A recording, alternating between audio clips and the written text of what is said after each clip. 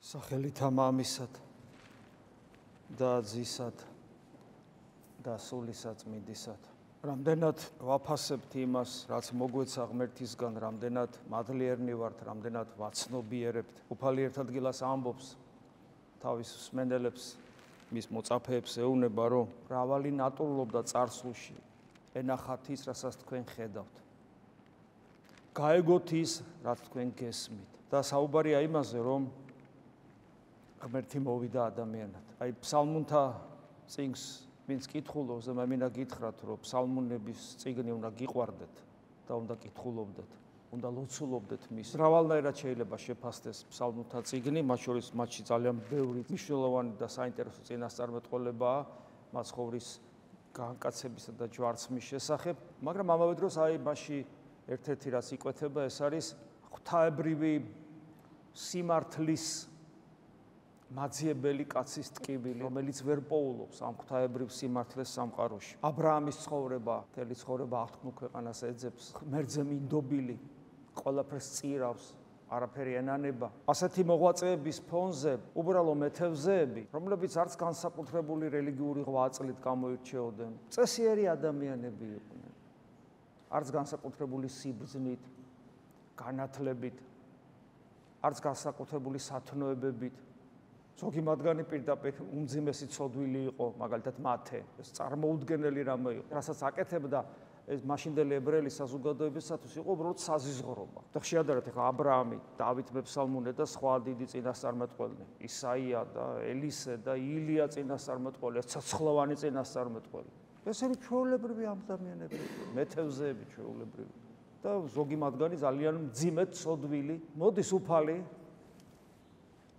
გამოირჩევს და მათ თავის მოწაფეებად ხდის. ანუ დაუმსახურებლად ანიჭებს ისეთ რამეს, რომ ეუნება საუკუნეების განმავლობაში მრავალი ნატრულობდა, რომ ის ეხილა და ის გაეგო, რაც თქვენ გესმის და რასაც თქვენ ხედავთ და დაუმსახურებლად და რატომ გააკეთა უფალმა ეს? რატომ განსაკუთრებული ადამიანები არ ამოირჩია? მე ამას პავლე მოციქული განსაკუთრებულ სიტყვებს უძღვნის აი ამ მდგომარეობას, რომ ყველაზე უბრალო, იმიტომ რომ შენ დღეს 21 საუკუნის ადამიანს იმედი გქონდეს, რომ უფალი შენთანაც მოვიდა, მართლა უფალი მოვიდა აქ რო დგახარ. უფალმა მოგიწოდა და თავის მოწაფედ გაქცია, თავის მოწაფე გაგხადა, თავისი მიმდევარი გაგხადა. მოგცა ყველაზე ძვირფასი, რაც შეიძლება სამყაროში ადამიანს ჰქონდეს, განკაცებული ღმერთის რწმენა. არა განსაკუთრებულობის გამო, რომელიც შენ არ აგაქვს, არამედ დაუმსახურებლად. მისი შენდამი სიყვარულის გამო. და როცა ამას აკეთებს უფალი, ის შენ გენდობა, იმიტომ რომ ეს ერთის მხრივ დაუმსახურებელი წყალობაა და ჯილდოა და მეორეს მხრივ უდიდესი პასუხისმგებლობაა. იმიტომ რომ თუ ამ ტალანტს, ნიჭს მიწაში ჩაფლავ და არ განავითარებ, მე მით უმეტეს თუ ქრისტიანის სახელი გერქმევა და ისე იცხოვრებ, რომ სხვებსაც დააბრკოლებ, მე უფალი ამბობს, ჯობდა ასეთი კაცი საერთოდ არ დაბადებულიყო. ამიტომ ეს უდიდესი პასუხისმგებლობა არის. მეორე ადამიანს თუ ოდნავ მაინც, ერთხელ მაინც განუცდია ღვთის შეხება გულზე. ჩვენ იმ პერიოდში ვცხოვრობთ, როცა უფალი ჩვენგან ამაღლდა. ჩვენ არ შეგვიძლია ის პირისპირ ვიხილოთ. ამაღლდა ჩვენგან.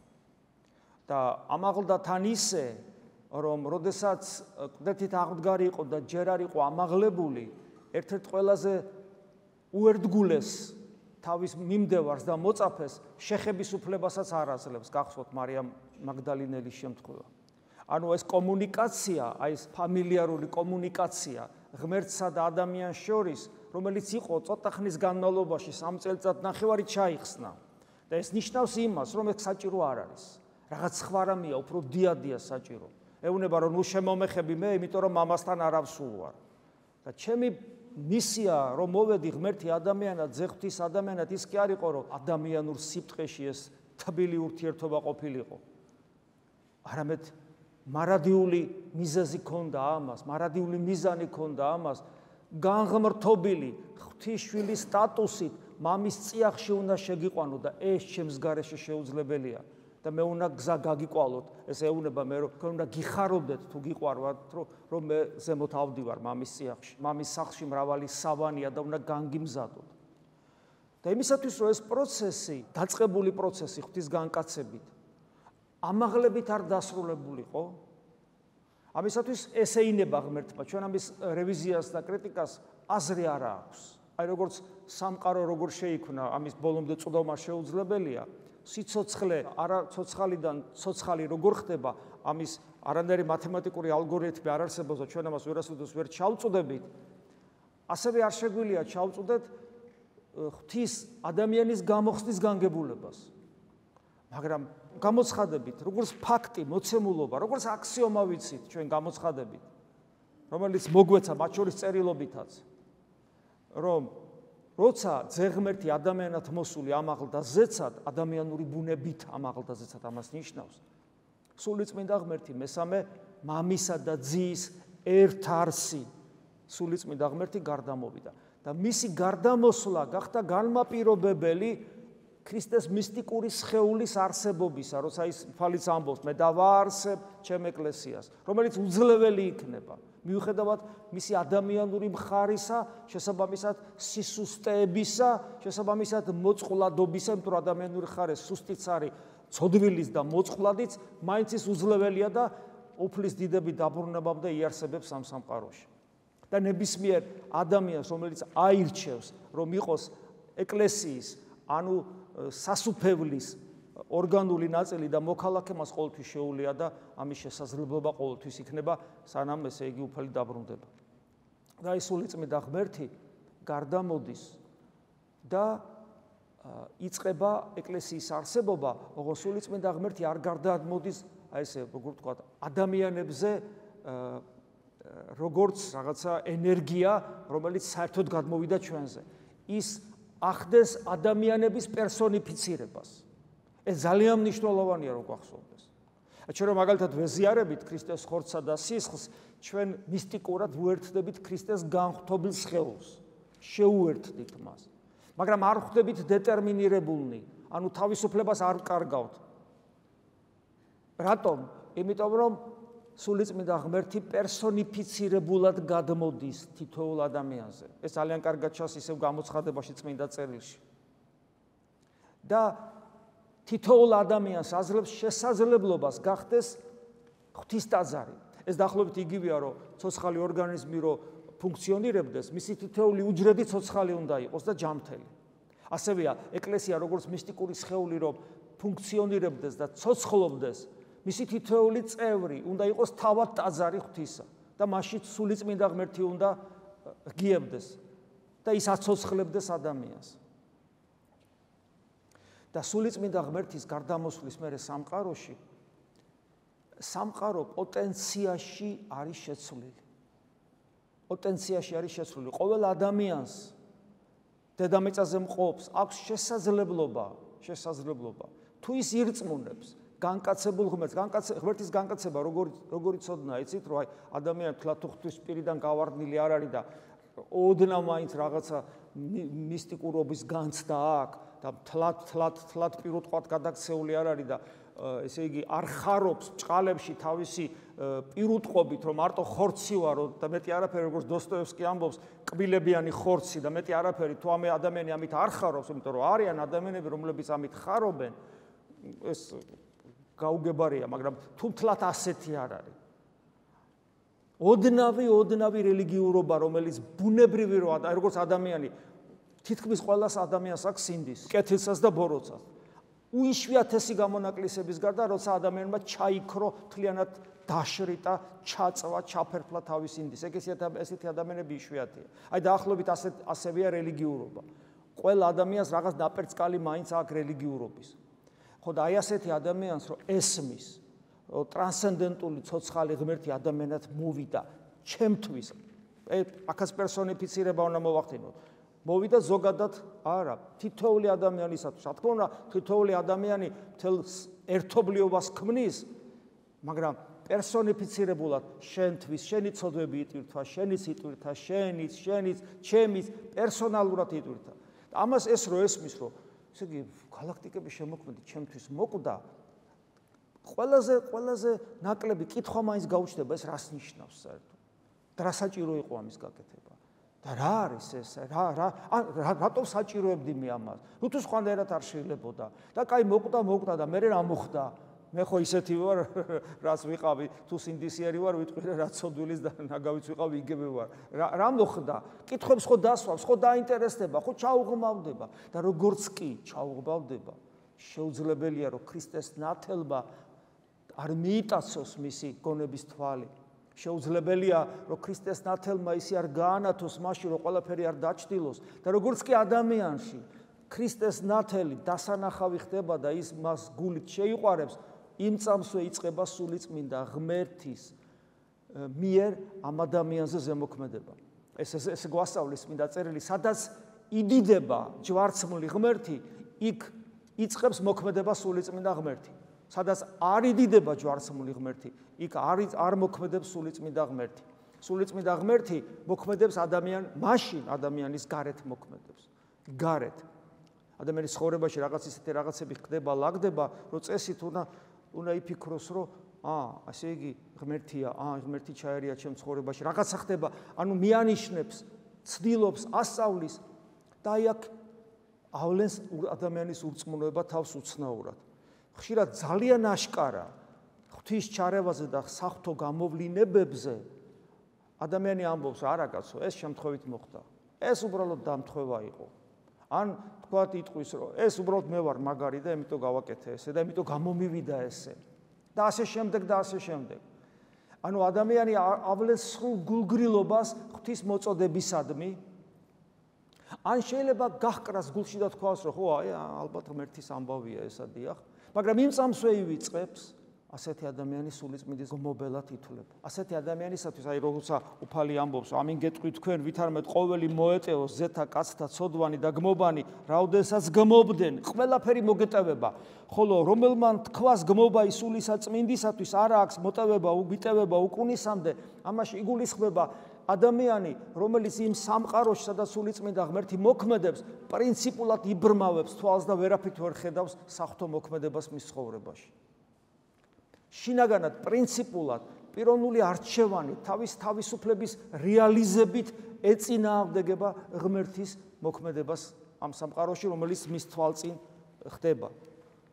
ასეთი ადამიანს მიტევება არ აქვს, იმიტომ რომ ასეთი ადამიანმა თავისთავად ჩაკეტა სიცოცხლესთან ურთიერთობის შესაძლებლობა, თავად ჩაკეტა საკუთარი თავისათვის და შესაბამისად მიტევება როგორც ასეთი აღარ არის ძალმოსილი ამ ასეთ ადამიანს. ასეთი ადამიანი ან ცხოველს ემსგავსება, ან ეშმაკს ემსგავსება. ოღონდ შეფუთულია ეს მისი ცხოველობას და ეშმაკის და ცხოველის ასეთი ადამიანისა შეფუთულია იმ კულტურული გარემოთი, რომელ გარემოში და იმ სოციუმში არსებული წესჩვეულებებით, რომელშიც ის იმყოფება. არადა ჩვენი ცხოვრება ძალიან ცოტა ხანი გრძელდება. დღეს ხვალ უნდა გარდავიცვალოთ. ის ვინც ფიქრობს, რომ ჯერ ადრეა აქედან წასვლა ამ სამყაროდან, ის ეშმაკის მახეშია გამული. ყველა ადამიანი, მათ შორის ახალგაზრდებიც, რომლებიც ფიქრობენ, რომ მათთვის ჯერ ადრეა გარდაცვალება, ბავშვებს არ გულისხმობ.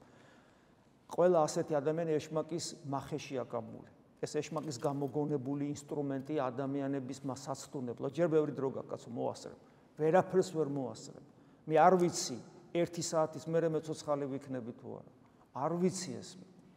ამიტომაც ჩვენ უნდა გამოვიყენოთ ჩვენი ცხოვრების ყოველი წამი. დასაკარგავით რო არა გაქვს. ეხლა ამას მე იმიტომ კი არ გეუბნებით, რომ ვიცით რატო გეუბნებით? მე ვიცი სიმწარე საკუთარ ტყავზე მაქვს გამოცდილი, რას ნიშნავს დროის დაკარგვა. ვიცი ამის სიმწარე, ვიცი ეს რა საშინელებაა, განსაკუთრებულად მაშინ, როდესაც გამოცდილება ღმერთთან ურთიერთობისა, როცა ღმერთი შეხებია შენ გულს და ამის მერე ყოფნის თავხედობა და კვლავ მიწიერი ცხოვრების ინტერესებით კარგავ დროს. კვლავ ღმერთის გარეშე ამყოფებ შენ მისტიკურ სიღრმეს, ანუ არ ახარ გონებით გულში ქრისტეს ხმობელი და მაძიებელი. ხანდახან ასაკოვან ადამიანს რო შევხვდები, ხომ ხო გიწევს სიარული. აი უკვე რო ძალიან აი ჯოხით, აი რაღაცა ძლივსო დადის. და რო შეხედავ და თვალებში რო არაფერი აქვს. არაფერი. აბსოლუტურად არაფერი, არაფერი მიღმიერი, არაფერი მაძიებლობითი, არაფერი სწრაფი, არაფერი ცეცხლოვანი, არაფერი ზეცის, მხოლოდ აქ არის. და ძალიან ხშირად ეს გამოხედვა უტიფარია. უტიფარია. იმიტომ რომ აი ადამიანს რომელიც არის სწრაფი ზეცით, არის თვითონ. აი ეგ არის, რაც უნდა დაჩაჩანაკებული იყოს. და მე გული გიკვდება, გული გეწვის ამ ადამიანებს რო უყურებ. მე უყურებ ახალგაზრდებს, რომელსაც შენ იცნობ, რომელიც შენ თვალწინ არიან და ხედავ როგორ ემატებათ წლები, როგორ უჩნდებათ ნაოჭები, როგორ უთეთდებათ თმა, როგორ აკლდებათ საცეცხლო ძალები, მაგრამ არაფერი არ შველის, არაფერი არ აფხიზლებს. ეგ არის სული წმინდის გმობა. თითოეული ადამიანის ცხოვრებაში რამდენჯერ დაუკაკუნებია მათ გულზე ღმერთს, რამდენჯერ და რამდენჯერ უარყვია ადამიანს. და მე ადამიანი საბოლოო ჯამში რჩება მარტო, კვდება მარტო და მიღმიერ სამყაროში გადადის მარტო, იმიტომ რომ ჯოჯოხეთის ერთ-ერთი გამოვლინება და ერთ-ერთი თვისება არის მარტომყოფობა, რაც ონტოლოგიურად ადამიანისათვის კატასტროფა, იმიტომ რომ ადამიანი ერთობისათვის, ერთად ყოფნისათვის, ოჯახური ურთიერთობებისათვის, მეგობრობისათვის არის შექმნილი. ღმერთმა შექმნა ხატა და მსგავსად ადამიანი და შექმნა მამაკაცსა და დედაკაცსა. წმინდა მამები ესე გვასწავლიან. ღმერთმა ინდივიდი კი არ შექმნა ადამიანური, ან მონადა ადამიანური, არამედ ოჯახად შექმნა, ოჯახი შექმნა, მამაკაცობა და დედაკაცობა ოჯახად შექმნა.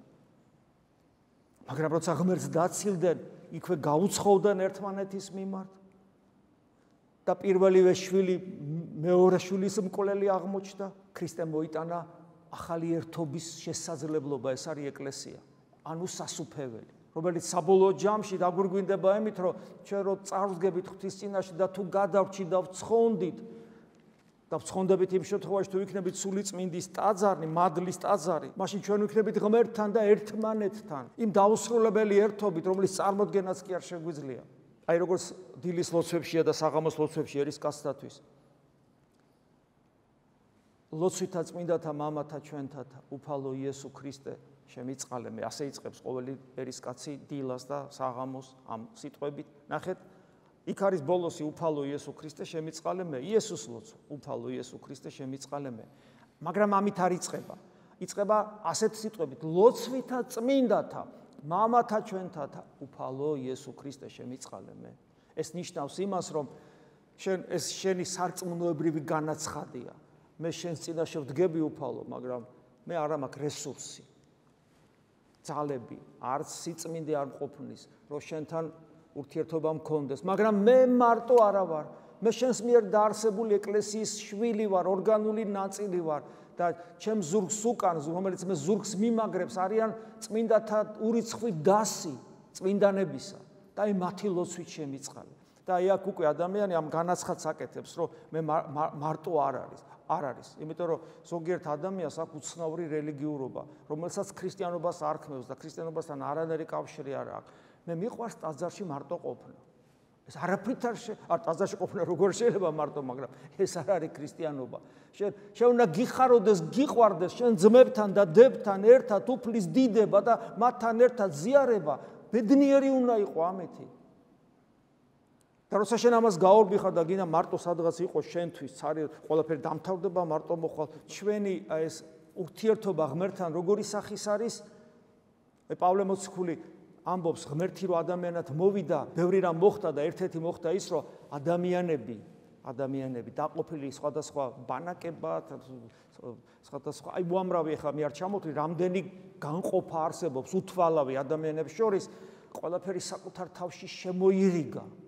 ყველაფერი საკუთარ თავში შემოირიგა.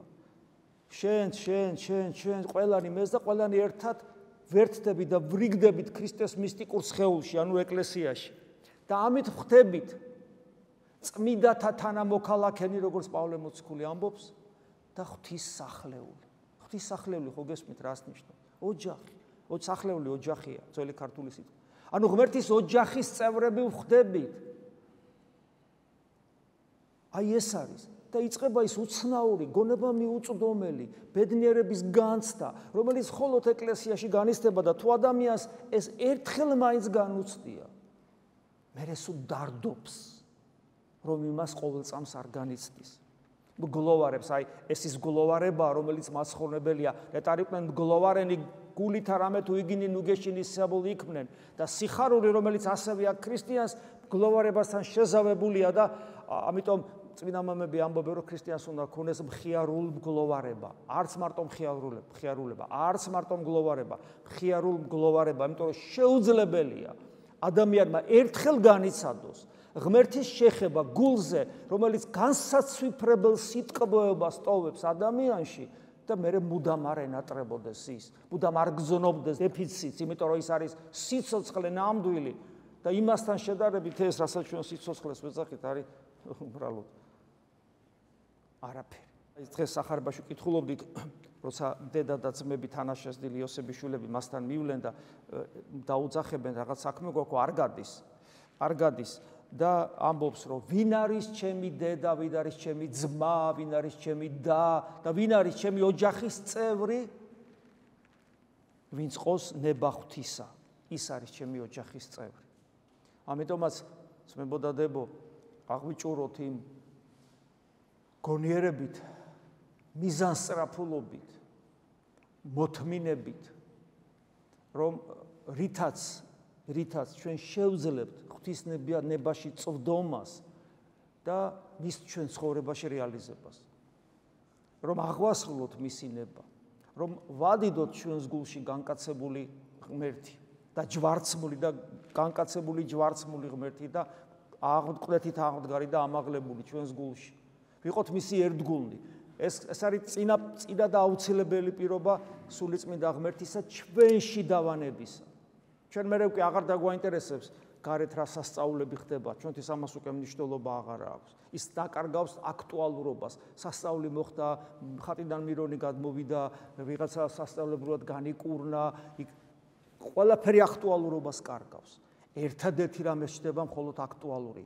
მე ვიცი რა ღმერთის ჩემ გულთან შეხება, რას ნიშნავს გამოცდილებით, მხოლოდ ეს ხდება ჩემთვის აქტუალური. მე და უფალი ჩემ შიგნით. და რამდენადაც ეს ნამდვილია, რამდენადაც ეს პერიოდულად გამეორებადია, რამდენადაც მას მე სწორად ვეძებ და სწორად ვისწრაფი, იმდენად ტკბილი და მოსიყვარულე ხდები ყველა ადამიანისათვის. დააკვირდით საკუთარ თავს, რამდენად კომფორტულია ადამიანებისათვის თქვენთან ურთიერთობა. თუ თქვენთან ურთიერთობა ადამიანებისათვის კომფორტული არ არის, თქვენ რაღაცას არასწორად აკეთებთ, რაღაცა გეშლებათ. არ შეიძლება გულში ყავდეს ღმერთი და ადამიანებისათვის დისკომფორტი იყო. სადაც არ უნდა მიხვიდე, ყველგან უნდა უხაროდეთ, ბედნიერობდნენ უნდა შენი დანახვით. განსაკუთრებული შემთხვევების გარდა, სადაც პრინციპულად არ უნდათ ქრისტე და შენი ყოფნა მათ, რა თქმა უნდა, ისი აღიზიანებ, როგორც ქრისტეს ყოფნა აღიზიანებდათ ფარისევლებს და მწიგნობრებს და სადუკევლებს. ამ შემთხვევას არ გულისხმობ. დანარჩენ შემთხვევებში ჩვენ უნდა ვიყოთ იმგვარად ფაქიზნი ადამიანებთან ურთიერთობაში, რომ ჩვენ უნდა ჩვენი ყოფნით უნდა ხარობდნენ ადამიანები. თუ ეს ასე არ არის, შენს გულში ღმერთი არ არის იცოდ და რაღაცები გამოსასწორებელი. შეგვეწიოს უფალი და მოგვცეს ის სიბრძნე, ის ძალა, ის გონიერება, რომ როგორც მოციქულება, რომლებიც იყვნენ მეთევზეობის უბრალოებით და არა რაღაც განსაკუთრებული ზეკაცობით და ზენიჭებით, არამედ მეთევზეების უბრალოებით მიიღეს უფალი თავის გულში, შეიყვარეს და მერე მისთვის ყველა დაიხოცა, მისთვის დაიხოცა ყველა მოციქული. და ეს უბრალო მეთევზეები გახდნენ მანათობლები მთელი სამყაროს. იოანეს სახარება.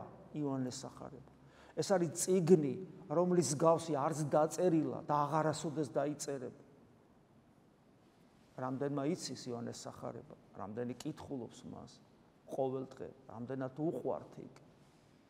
მაგრამ ეს არის წვერვალი გამოცხადების, რომელიც ანათებს პირდაპირ შეიძლება ასე ითქვას და აი მოციქულთა დარად, რომლებაც დაუმსახურებლად მიიღეს რწმენა განკაცებული ღმერთისა და მერე სულიწმინდა ღმერთი და გამოანათეს, ეს არის ჩვენი საკეთებელი. უფალმა ყველას მოგვიწოდა, იყავით ნათელი ამას ოფლისა და ისე წინავდეს ნათელი თქვენი წინაშე კაცთა, რომ იხილავენ რა ადამიანები თქვენს ნათელს დაიწყებენ ღვთის მაძიებლობას და ღვთის დიდებას.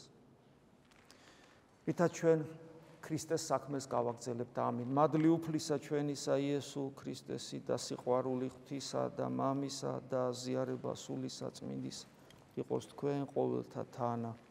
ამინ.